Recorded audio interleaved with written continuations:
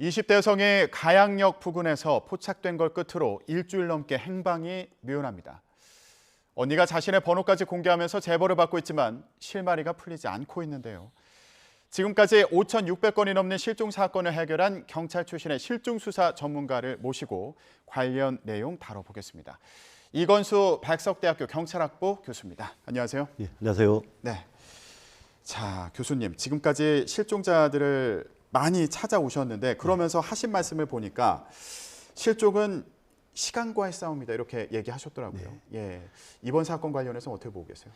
실종은 사람이 갑자기 없어진 경우를 실종이라는데 어떻게 보면 범죄 가능성도 있고 생명과 직결되어 있는 중요한 문제입니다. 그렇기 때문에 실종은 최대한 빨리 발견해야만 생명을 살릴 수가 있고 어려운 상황에 처했을 때 빨리 구조할 수 있다는 그런 이점이 있기 때문에 실종 사건이 발생하면 거기에 맞게 빠른 분석과 대처가 필요합니다. 네. 지금 실종된 김가을 씨죠. 예. 하루빨리 찾을 수 있으면 좋을 것 같은데 지금 말씀하신 것처럼 혹시라도요. 그러니까 조심스럽게 예상을 해본다면 어떤 범죄 피해 가능성도 염두에 두고 지금 조사를 해야 되는 상황일까요? 우리가 실종 사건의 가장 중요한 부분은 현장의 발생 시간과 장소입니다. 근데 여러 가지 이상한 부분이 발견이 되는데 네. 가을 양이 처음에 그 미용실에서 머리를 하고 이제 좀 극단적인 표현의 글을 올립니다. 밤 9시 반에. 예. 우리 약간 표현이 이렇게 평범한 표현은 아닌 것 같고요. 머리를 했는데 여기에 대해서 이렇게 좀 극단적인 표현의 글을 올렸고 그 이후에 1시간 반 동안 즉 1시간 반에 이제 11시쯤에 119가 출동을 했는데 그 시간이 신고 시간까지 계산하면 1시간 25분이거든요. 예. 그 시간 동안 왜 가양역 근처에서 발견됐느냐. 그 과정에 누군가가 개입이 돼 있는지 누군가가 그 실종과 관련이 있는지 통화 내역이라든지 만난 사람 이런 부분을 좀 명확하게 확인해 볼 필요가 있고요. 네. 그리고 언니에 대해서 11시에 그 119에 출동했는데 언니가 좀 놀랬다고 그래요. 왜 동생이 왜 나에게 119를 보냈지? 이런 거 예. 놀랬기 때문에 그러면 119를 보냈을 때 동생 상황이 약간 환청이나 환시가 있었는지 예. 뭔가 위급한 상황에 대한 구조 신호인지 이런 부분도 좀 파악이 돼야 될 필요가 있습니다. 예. 그러니까 그 미용실을 다녀온 뒤에 SNS에 파마하자마자 비바람 맞고 13만 원 증발. 역시 강남은 눈 뜨고 코 베이는 곳 이런 내용의 이제 SNS 글을 올린 건데 좀 이제 뭐 불만족스러운 그렇죠. 그런 마음을 나타낸 거 아니냐 이제 이런 취지로 설명을 해 주신 거고요. 네네.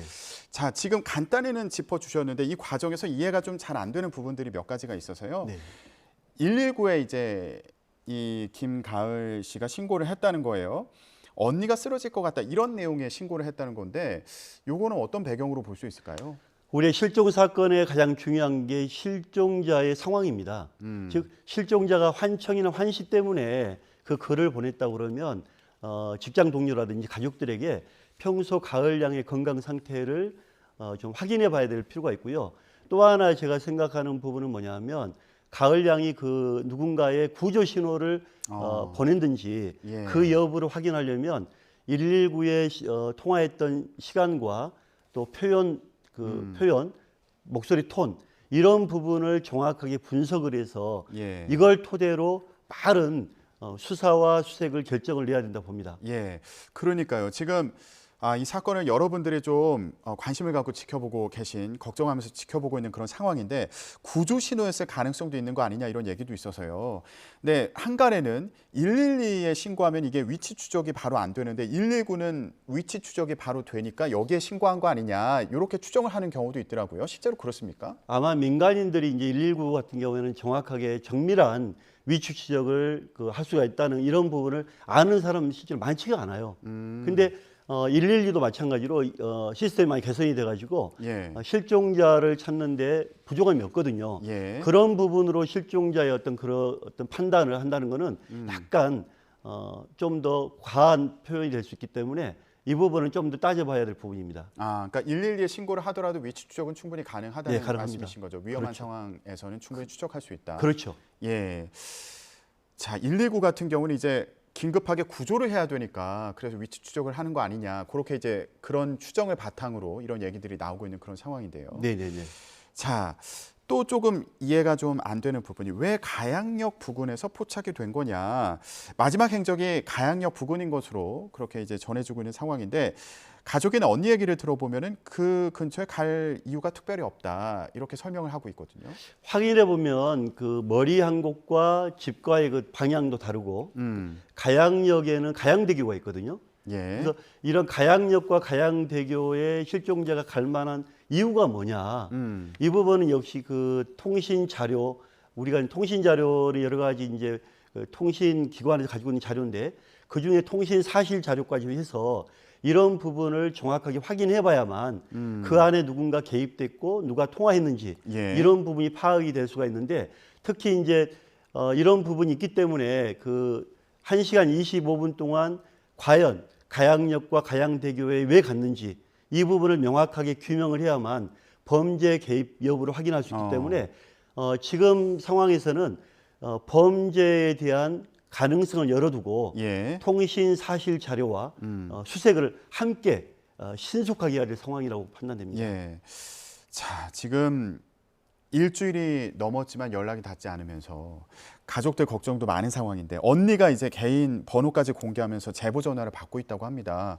근데 이게 가족이 이렇게 직접 나서서 제보 전화를 받는 이유가 뭔지 이게 뭐 성인이어서 그런 거라는 얘기도 있고요. 우리가 네, 이제 실종법을 아직 성인에 대한 실종법은 없기 때문에 성인에 대한 전화번호를 오픈한다고 해서 문제가 될 건 없는데 그만큼 언니나 가족들이 절박한 심정이 아닐까요? 아마 내 전화를 누가 알더라도 제보를 받을 수 있다면 또 동생에 대해서 빨리 구조할 수 있다면 그런 절박한 심정 때문에 언니가 전화번호를 오픈하고 이렇게 찾고 있는 걸로 판단이 됩니다. 네.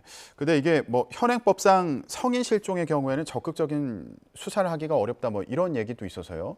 예, 어떤 상황인가요? 우리가 이제 실종 아동법에 보면 실종 아동 등은 18세 미만, 지적 장애, 치매 어르신 등이 포함된 그 법이 실종 아동법인데 예. 실종 아동법에는 강제 수사와 출입 규정과 통신 자료를 신속하게 볼 수 있는 규정이 있어요. 네. 그러니까 다른 법에 우선해서 신속하게 이 법을 통해서 실종자를 발견하는데 부족함이 없도록 되어 있는데 18세 이상만 되면 성인법은 예. 지금 성인이 실종되었어도 여기에 강력하게 추진할 실종 관련 법이 없는 상황입니다. 아, 예. 그러다 보니까 현재 경찰관은 가처리 및 실종 업무 처리 규칙으로 일을 하고 있거든요. 아, 가출과 관련된 근거를 가지고 이제 그렇죠. 수사를 진행하는 건가요? 조사를요? 그럼요. 이런 부분이 성인 실종과 어린 실종과는 큰 차이점이 있죠. 하루빨리 범죄 가능성이나 그 성인들의 실종법이 제정이 돼서 예. 강력하게 범죄 의심이라든지 이 실종 사건은 빨리 대처할 수 있는 예. 그런 법이 빨리 만들어져야 할 필요가 있습니다. 예. 교수님께서는 이런 실종 사건과 관련한 현장에 오래 계셨으니까요. 지금 이제 경찰에서도 조사를 하고 있는 그런 상황인데 좀 재언을 하신다면 어떤 방향으로 나가는 게 좋을까요? 가장 중요한 거는 실종 시간과 장소가 늘 정말 중요합니다. 시간과 장소가 바뀌면 그게 미제 사건으로 빠지거든요. 그 시간이 나왔기 때문에 그럼 장소에 대한 목격자라든지 CCTV를 정밀하게 분석을 하고 그 실종자의 옷까지 온 상태라든지 상황, 어떤 그 모습 이런 부분을 정밀하게 분석을 해서 현장을 중심으로 철저한 수색이 빨리 이루어져야 되고요. 예. 여기와 더불어 통신 자료, 사실 자료 확인해서 범죄 관련 의심 수사도 함께 이루어져야 된다고 봅니다. 가양역 부근을 지금 수색하고 있는 그런 상황인데 그 부분에 대한 정밀한 수색이 필요하다 이런 말씀이신 거죠? 많이 필요합니다. 특히 이제 한강 같은 경우에는 그 경험상 그 중심의 물속이 빠르지만 그 양쪽에는 치고 올라온 게 있거든요. 예. 그렇기 때문에 실종 지점에서 한 500m 안쪽으로 예. 만약에 사고라면 예. 사고가 된다면 발견될 수가 있기 때문에 이런 부분이 염두에 두고 신속하게 수색이 이루어져야 되고 또 하나는 범죄 혐의에 관련해서 통신 자료와 예. CCTV에 대한 정밀한 분석이 필요합니다. 예. CCTV는 그냥 보는 게 아니거든요. 그 CCTV를 보고 실종자의 모습이라든지 상황, 여러 가지 상황을 가지고 그 분석을 통해서 판단해야 되거든요. 그런 부분이 빨리 이루어져야 된다고 봅니다. 네, 알겠습니다. 자, 김가을 씨, 키 163cm의 마른 체형이고요. 검은색 짧은 커트머리에 왼쪽 팔에는 타투가 있다고 합니다. 실종 당시에 베이지색 셔츠에 검은색 바지를 입고 있었고 레인부츠를 착용하고 있었습니다. 김가희 씨 보신 분들은 경찰서 또 112로 제보해 주시기를 바라겠습니다. 자, 무사히 돌아올 수 있기를 기원을 하고요. 이번에 다음 사건도 알아보겠습니다. 최근에 파출소에요, 화살총을 쏜 20대가 잡힌 일이 있었습니다. 다행히 인명피해는 없었다고 하는데 이 과정을 좀 짚어보도록 하겠습니다. 교수님, 일단 이 화살총이라는 게 좀 생소한데 이게 어떤 겁니까? 우리나라는 이제 총기 규제가 엄격하거든요. 또 불법 개조도 엄격한데 제가 이 사건을 보고 좀 많이 놀란 게 어떻게 쉽게 이런 살상용이라는 게 뭐냐면 사람의 생명을 노릴 수 있는 예. 중요한 상해를 야기할 수 있는 거는 살상용으로 보거든요. 예. 그런데 이렇게 위험하고 이런 총이 어떻게 쉽게 직구가 됐고 또 불법 개조가 됐는지 이런 예. 부분도 좀 확인해 봐야 예. 할 필요가 있지 않겠나. 지금 사진이 나오고 있는데 저게 화살을 쏘는 총이라고 생각하면 되는 건가요? 화살총이라는 게? 저도 저걸 보고 이제 놀란 게 뭐냐면 쉽게 말하면 공기를 통해서 상대방의 탄환을 발생한 게 공기총이지 않습니까? 예. 저 부분도 그런 형태의 총인데 그러니까 강력한 어떻게 보면 사람을 노릴 수 있는 피해를 야기할 수 있는 강력한 총인데 제가 또 하나 유심히 봤던 게 뭐냐면 불법 개조예요. 저걸 예. 직구해서 상대방에게 보이지 않게 하고 쉽게 소지하고 사용할 수 있도록 개조를 했다는 자체가 상당히 전문적이고 지능적이고 계획적이다. 예. 그러면 저게 만약에 이번 사건 하나만 있을 수가 있겠느냐. 예. 누구나 저 총을 구입을 하고 지금 활용하고 있는 게 아니냐. 예. 그래서 이번 기회에 대대적인 그 직구에 대한 여부를 확인해서 좀 정밀한 조사를 해야 되지 않을까 생각합니다. 해외 직구 사이트에서 구매했는데 허가 없이 반입된 금지된 무기류다. 그렇죠. 예, 이렇게 전해지고 있습니다. 사거리가 100여 미터고 사건 당시에 화살촉이 아크릴판에 꽂힐 정도였다고 하니까요. 예, 경찰에서는 전문기관에 모의 총포 검사를 의뢰한 그런 상황입니다. 교수님, 그러면 왜 경찰을 공격한 겁니까? 제가 이제 좀 두 가지 방향을 생각을 했는데 첫째는 약간 정신질환이 있는 게 아니냐. 왜냐하면 경찰관을 대상으로 시험 삼아 한다는 거는 누구나 생각할 수 없는 거거든요. 그만큼 공권력에 우습게 안다든지 또 하나는 이번 이 사건이 여러모로 경찰뿐만 아니라 또 다른 시험을 하지 않았냐. 즉 추가 범행이 더 있지 않았겠냐. 네. 특히 저 총이 살상용이기 때문에 상대방에 맞으면 큰 사망에 이를 수 있는 총이거든요. 그런 부분도 확인해 봐야 될 부분이고요. 경찰을 상대로 확인했다는 부분은 약간 강력 사건에 준해서 이 부분을 철저하게 좀 확인해 봐야 될 상황이다. 예. 그런 판단이 됩니다. 예. 그 심리 상태나 이런 부분이 이제 조사가 필요하겠고요. 지금 말씀 지적해 주셨던 그런 부분이요. 자, 은행을 털기 전에 예행 연습을 한 거다. 이렇게 이제 진술을 한 것으로 전해지고 있는 그런 상황인데요.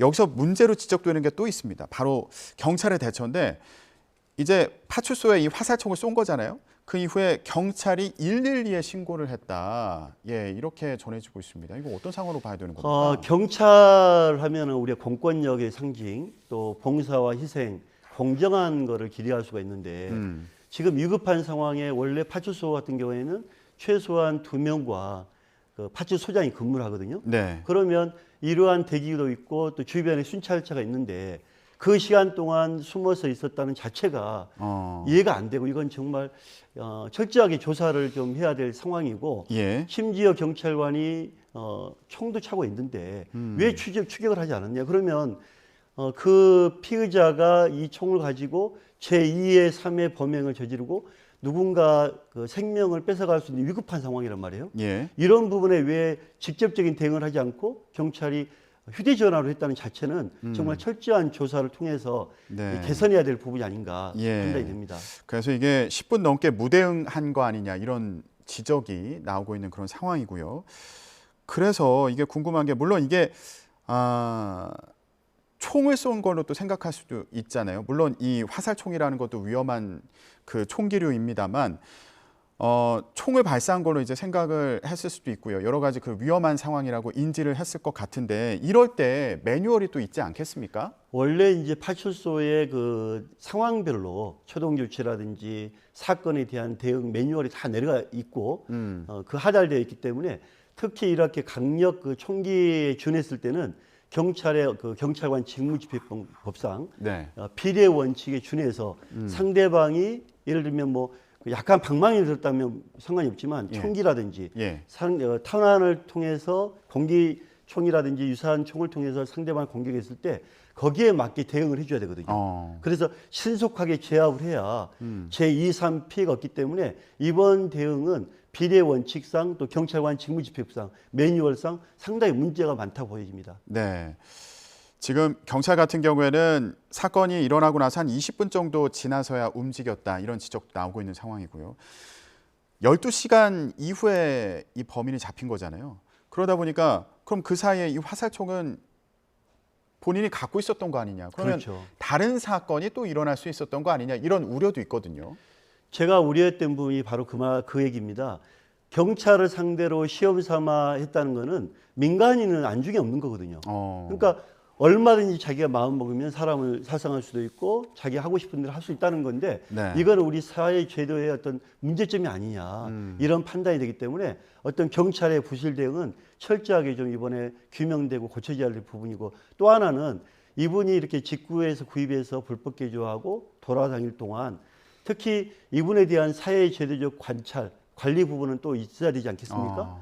특히 주변에서 이분이 정말 그 동사무소라든지 어떤 보호 관찰이라든지 사회복지 어떤 그 관찰이었다면 철저하게 이런 부분도 사회 시스템상 한번 짚고 가야 될 그런 문제라고 판단이 됩니다. 네, 지금 이런 소식을 듣는 시민들은 불안할 수밖에 없는 그런 상황인데 이런 일이 다시 반복되지 않아야겠습니다.